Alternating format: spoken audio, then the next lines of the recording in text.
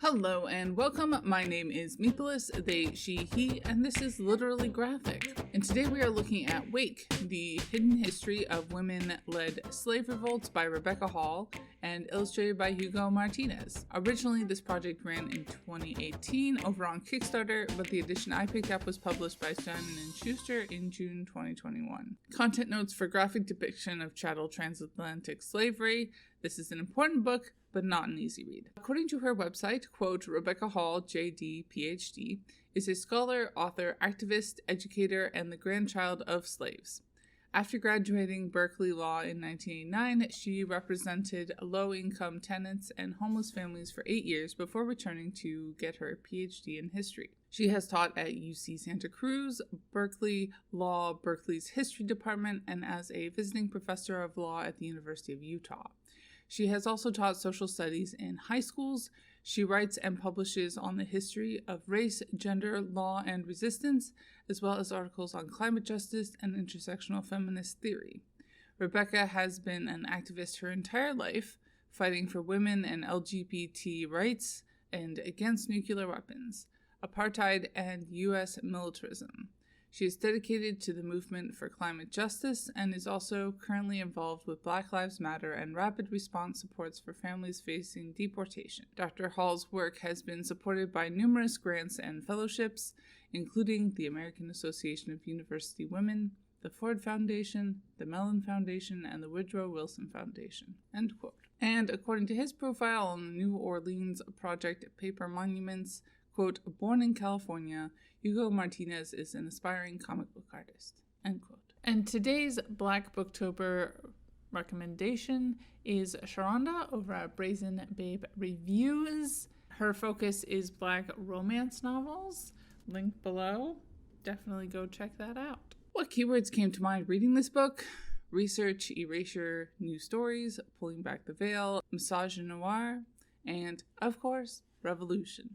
The summary is, quote, part graphic novel, part memoir, Wake is an imaginative tour de force that tells the story of a woman-led slave revolts and chronicles scholar Rebecca Hall's efforts to uncover the truth about these women warriors who often, until now, have been left out of the historical record. Women warriors planned and led slave revolts on slave ships during the Middle Passage. They fought their enslavers throughout the Americas, and then they were erased from history. Wake tells the story of Dr. Rebecca Hall, a historian, granddaughter of slaves, and a woman haunted by the legacy of slavery. The accepted history of slave revolts has always told her that enslaved women took a back seat, but Rebecca decides to look deeper, and her journey takes her through old court records, slave ship captains' logs, crumbling correspondence, and even the forensic evidence from the bones of enslaved women from the, quote, Negro burying ground, end quote, uncovered in Manhattan. She finds women warriors everywhere. Using in-depth archival research and a measured use of historical imagination, Rebecca constructs the likely past of Adono and Alela, women rebels who fought for freedom during the Middle Passage, as well as the stories of women who led slave revolts in colonial New York. She also follows Rebecca's own story as the legacy of slavery shapes life, both during her time as a successful attorney and later as a historian seeking the past that haunts her, end quote. As a white settler in the so-called USA, my official education did manage to generally tell me that the transatlantic race-based slave trade was a bad thing, or at least something we shouldn't do now. Peoples certainly love Thomas Jefferson. They also managed to completely erase any agency from anyone non-white. White people enslaved and white people eventually freed. Maybe some black people gave some stirring speeches, but I only barely learned about John Brown. Some of the graphic novels that have helped me form a more fulsome and correct view of black resistance to predominantly white enslavers and how these racial social constructs were formed at that time to justify race-based chattel slavery include Nat Turner by Kyle Baker, Angola Jenga by Marcelo Desolate, and Maroon Comics edited by Quincy Soul.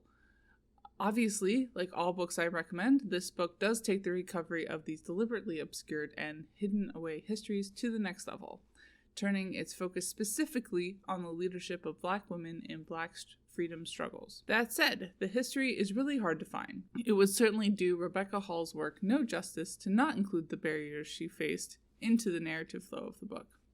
Plus, the resistance she faces as she tracks down records in archives gatekept by people who really don't want anyone like her seeing inside, connects the struggle of the past to the struggles of the present, as latter is a direct result of the former. Obviously, as far as writing and art went, I think both did an excellent job of conveying the story. I know not all of you are the biggest fans of black and white, but there was hatching and dramatic contrast, so I was happy. Martinez manages to include a number of dynamic page layouts while remaining extremely easy to follow, and there's a list of primary sources in the back. Your mileage may vary, but my impression of the representation was: gender was a bit binary, but it felt more like creating more space at the table for everyone rather than trying to take space and exclude more marginalized genders. You gotta start somewhere, and women-centered histories, especially ones about black women, are still pretty sparse on the ground. I can't wait to see how much further we manage to go in decades to come. Sexuality was largely limited to discussion of sexual violence and the horrors of being an enslaved parent.